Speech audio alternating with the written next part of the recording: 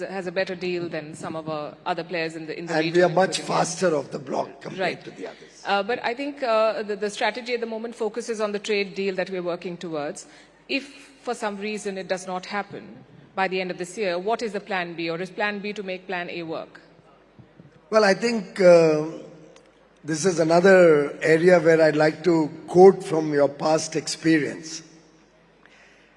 Look at COVID. The challenges were many. Solutions were experimented with very often. If you recall, the oxygen was a big crisis. We had only 900 metric tons of medical oxygen being produced a day. We needed 10 times that amount. But Prime Minister Modi, through deft handling of the entire ecosystem that could produce oxygen, actually achieved not only the production of medical oxygen grow to 10 or 11,000 tons a day, but the bigger problem of logistics of moving this large quantity was also resolved. We had to send empty containers, ISO containers, by Air Force planes to save time, and move the finished or filled up containers through railway. And we did that literally on real-time overnight basis. Like that, I can recount 50 examples during COVID. There's always plan A, plan B, plan C. But we succeed in whatever we take up. We will succeed here. Look at the Ukraine-Russia war. Many people criticize Prime Minister Modi that why are you not taking sides one way or the other. But look at the situation today. The world is recognizing and respecting Prime Minister Modi's astute handling of the war between Ukraine and Russia. It's very interesting. We never took sides. Yeah. We balanced our relationship. We worked towards diplomacy and dialogue leading to peace. And the whole world realizes today that that was the right path and the only way this crisis could be resolved. And I would add to that, there was the crisis of oil, oil imports, crude oil imports into the country.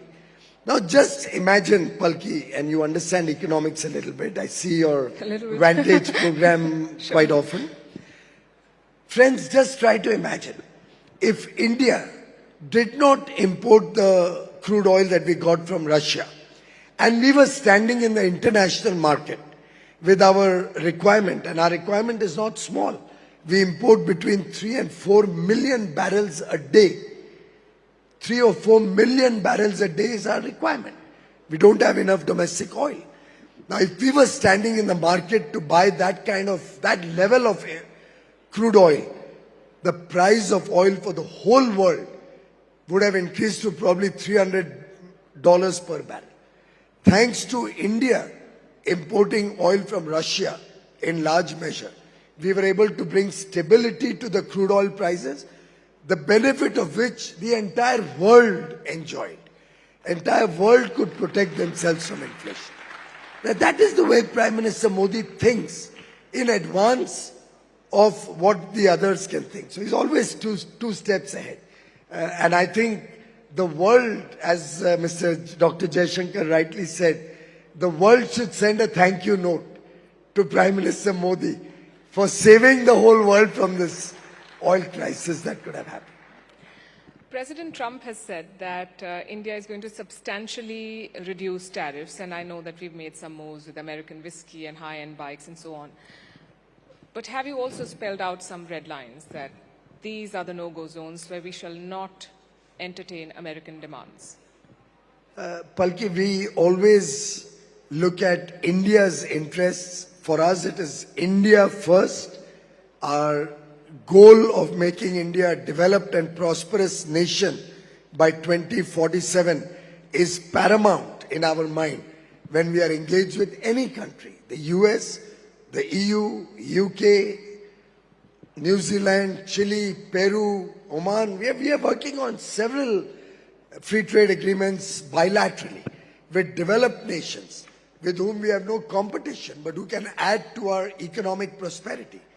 And in each of them, India's interests are paramount. So obviously, we take care of what India needs and what is good for India. But every trade deal is a win-win for both sides. and it involves negotiations. We never negotiate on the platform of a news channel. Negotiations are behind closed doors, and there's a lot of give and take that happens.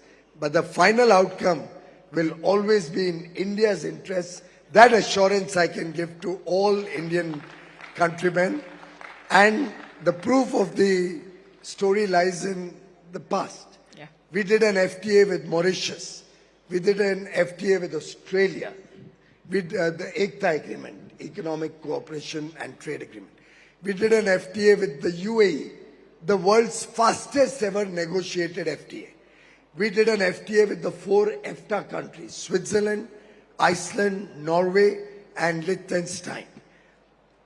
All of these agreements with extensive stakeholder consultations. Even News18 could not find any fault with those free trade agreements. So our free trade agreements under the Modi government, guided by Prime Minister Modi's principles of India first, are always in the best interests of India and 140 crore Indians. Piyush, have you heard the Gen Z term truth bombs? It's what you dropped a few days back about Indian startups. Why did you choose to drop the truth bomb, and why now? First of all, let me tell you, it was not a truth bomb.